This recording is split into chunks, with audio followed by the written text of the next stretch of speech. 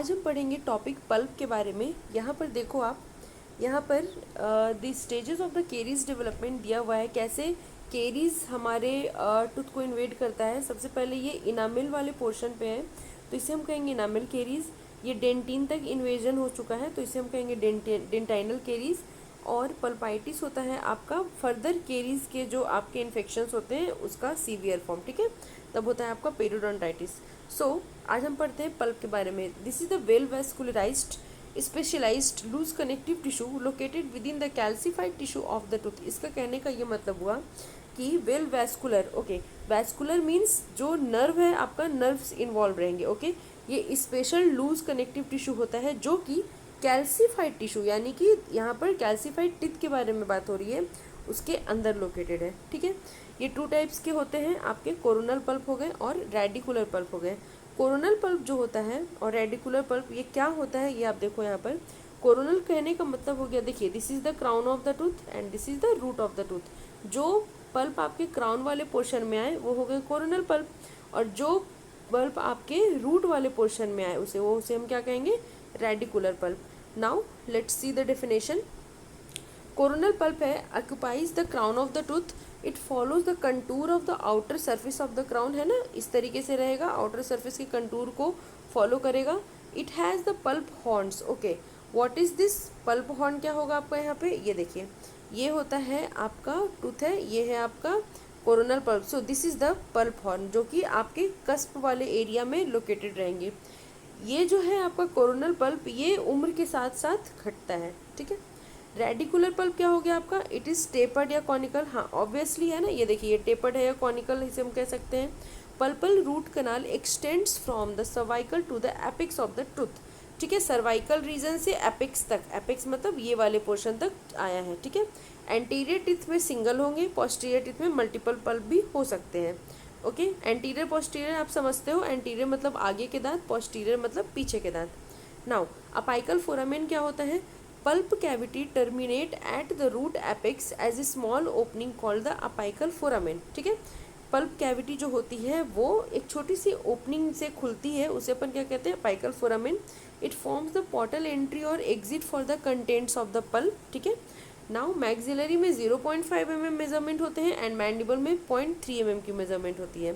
2 to 3 foramen split by the cementum on the dentine called the apical delta, okay.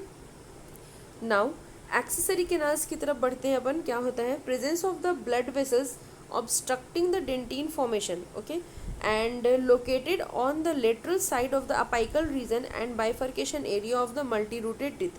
देखिए, this is the pulp, ठीक है, vascular region, this is the dentin, okay, ये cementum है, बाहर से cementum root वाले portion में सिर्फ प्रेजेंट रहता है, ठीक है। सीमेंटो डेंटाइनल जंक्शन है, सीईजे जिसे हम कहते हैं। This is the anatomical radiographic apex, okay. Apical constriction आप देखो ये रहा, और अपाइकल फोरामेन इसे हम कहते हैं, ठीक है। Now histology of the pulp क्या होता है, पल्प के पास दो रीजन होते हैं, एक होता है पेरिफेरल पल्प जोन, पेरिफेरल मतलब बाहर वाली एरिया है ना, और सेंट्रल मतलब ये वाला एरिया है ना, पल्प जोन, पल्प प्रॉपर भी कहते हैं सेंट्रल को। पेरिफेरल पल्प जोन जो होते हैं आपके, यानी कि ये पेरीफेरी वाले जो पल्प जोन होते हैं वो होते हैं आपके तीन तरीके के।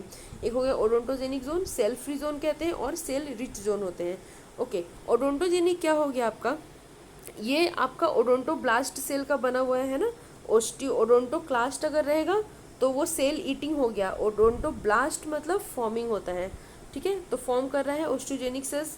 इसके साइज डायमीटर है 5 to 7 micrometer and 25 to 40 micrometer in length. Now यहाँ पे आप देखो ओडोंटोब्लास्टिक प्रोसेस दिख रहा है आपको, this is the cell bodies, this is the predentin, odontoblast, cell free zone and this is the cell rich zone.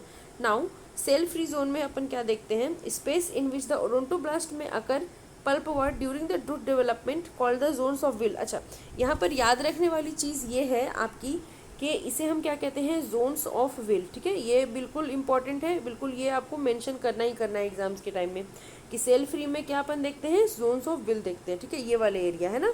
Now cell rich zone, cell rich मतलब किस चीज़ से रिच है, पैसों से नहीं, ये फिब्रोब्लास्ट अनडिफ्रेंशिएटेड मेसेनकाइमल सेल से rich है, okay.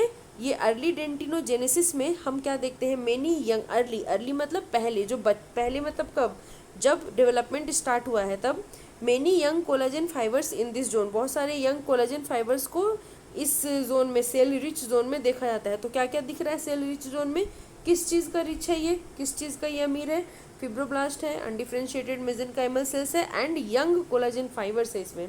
Now central pulp zone क्या होता है, main body of the pulp occupies the area circumscribed by the cell rich zone. Okay, ये देखिए आपका cell pulp zone, central pulp zone जो है यहाँ पे आपका आएगा, है ना, सेल रिच जोन से ये वाला ऑक्यूपाई है। नाउ अब देखिए फंक्शंस देखते हैं अपन, ठीक है। फंक्शंस क्या है, dental pulp carries the 5 basic functions, inductive, formative, nutritive, protective and defensive. Now regressive changes in the pulp, देखिए रिग्रेसिव चेंजेस कहने का मतलब क्या होता है कि उम्र के साथ साथ, है ना, क्या क्या दिखते हैं, सेल चेंज दिखेंगे, फाइब्रोसिस दिखेगा, पल्प स्टोन्स दिखेगा जिसे अपन डेंटिकल्स कहते हैं, और डिफ्यूज कैल्सिफिकेशन दिखते हैं। ओके, 4 चीज़ें देखने को मिलती हैं। सेल चेंजेस में हम क्या देखते हैं, देखिए सबसे पहले क्या होता है आपका appearance of the fewer cells in the ageing pulp, ठीक है। बहुत बहुत छोटे छोटे, बहुत थोड़े से सेल्स दिखते हैं उम्र के साथ, आप देखोगे तो, है ना, साइज में भी डिक्रीज हो जाएंगे, नंबर में भी डिक्रीज हो जाएंगे, साइटोप्लाज्मिक ऑर्गेनेल आ जाएगा, फिब्रोब्लास्ट रहेगा, long thin cytoplasmic process, fibroblast दिखेंगे सेल चेंजेस में, इंट्रासेलुलर ऑर्गेनल्स दिखेगा जैसे कि एंडोप्लाज्मिक रेटिकुलम और माइटोकॉन्ड्रिया, ठीक है। फाइब्रोसिस क्या होता है आपका, accumulation of the diffuse fibrillar component, ठीक है, bundles of the collagen fibre, ये होता है आपका फाइब्रोसिस। कोलाजन बंडल के, कोलाजन फाइबर्स के बंडल्स होते हैं जो कि डिपोजिट हो जाते हैं, उसे अपन फिब्रिलर कंपोनेंट भी कहते हैं, फाइब्रोसिस कहते हैं। कोलाजन यहाँ पे आप देख सकते हो ना, collagen accumulation occurs in some older pulp, यहाँ पे क्या होता है कि कोलाजन फिर बाद में कुछ ओल्डर पल्प्स में आपके डिपोजिट होते हैं। Increases in the collagen fibres decrease the size of the pulp, जैसे जैसे कोलाजन बढ़ेगा वैसे वैसे साइज आपके पल्प का घटेगा, है ना। जैसे मान लो आप ये पल्प है ना, ये आपका पल्प हो गया टूथ के अंदर, तो इसका साइज यहाँ पे कोलाजन बढ़ते जाएगा तो ये साइज क्या होगा, सिकुड़ते जाएगा इसका आपका, ठीक है। ये देखिए यहाँ पे फ्यूअर सेल्स है, the apparently increases collagen fibre यहाँ पे बढ़ गया, है ना, decrease in the pulp volume automatically हो गया। ये फॉल्स डेंटिकस है, कंसेंट्रिक कैल्सिफिकेशन कहते हैं हम इसे, कैल्सिफिकेशन अराउंड द वेसल्स है ये, atherosclerotic plaque and diffuse calcification is seen here. Atherosclerotic plaques may appear in the pulpal vessels, okay, ये भी दिखेगा। नाउ पल्प स्टोन्स डेंटिकल्स क्या होता है, राउंड और ओवल कैल्सिफाइड मासेस होते हैं जो कि कैनाल में या coronal portion of the pulp organ में दिखते हैं, ठीक है।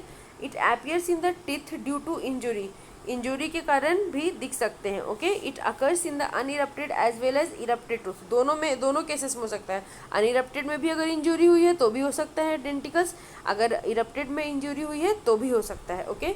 तो ट्रू डेंटिकल्स होते हैं, फॉल्स डेंटिकल्स होते हैं और डिफ्यूज कैल्सिफिकेशन होते हैं, 3 टाइप के होते हैं। ट्रू डेंटिकल्स अपन देखते हैं, देखिए क्या है, बहुत इंपॉर्टेंट पार्ट है ये आपका, this is the free denticle. Attach denticle, ठीक है, ये अटैच है आपका, देखिए, है ना। इम्बेडेड मतलब ये अंदर एकदम बिल्कुल इम्बेडेड है अच्छे तरीके से। They have tubules like dentin, odontoblast may be present on the surface of the denticles and they are rare and located close to the apical foramen. जो डेंटिकल्स आपके, देखिए ये है ना, यहाँ पे आपके अपाइकल फोरामेन के क्लोजली लोकेटेड है, वो हो गए आपके मेनली ट्रू डेंटिकल। फॉल्स मतलब क्या हो जाएगा, these are the concentric layer of calcified tissue, ये एक्चुअली क्या है कि टिश्यू ही है, कैल्सिफाइड टिश्यू है, उसी को लेयर बाय लेयर बिठ गया तो क्या उसको हमने क्या कह दिया, डेंटिकल्स कह दिया। उस डेंटिकल जैसा वो दिख रहा है, एक्चुअल में नहीं है। In center the group of the C cells that appear necrotic, है ना, सेंटर में क्या होगा, ये आपका नेक्रोसिस जैसा दिखता है, ठीक है। This cells believed to serve the nidus of the denticle formation, okay.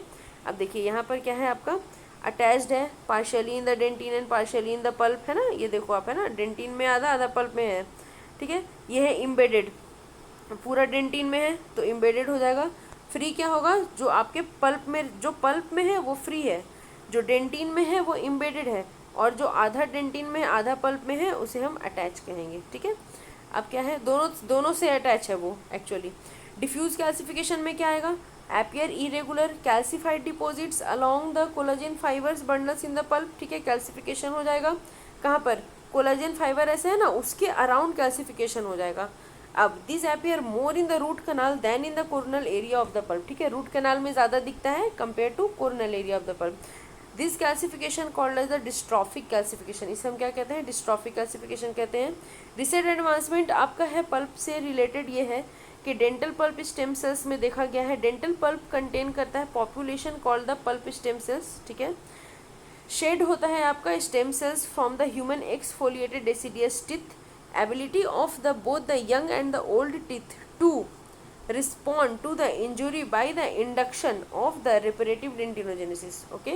revascularization मतलब होता है revascularization for the avulsed immature teeth with the open apices after replantation, ठीक है। necrotic but unaffected pulp serve as the scaffold for the regeneration from the stem cells, ठीक है। necrotic है, unaffected pulp है, वो भी आपका एक तरह से रीजनरेशन आपका स्टेम सेल्स के काम में आता है, ठीक है। Okay, now eradication of the bacteria from the pulp canal और रिवेस्कुलराइजेशन, ये आपका एज रिलेटेड चेंजेस है डेंटल पल्प में, ये आप देख सकते हो, है ना। इस तरीके से आपका चेंज होता है, ज़्यादा कैल्सिफिकेशन हो जाता है। So thank you so much, और ज़्यादा से ज़्यादा आप अपने फ्रेंड्स के साथ शेयर करें वीडियो। बहुत बहुत शुक्रिया।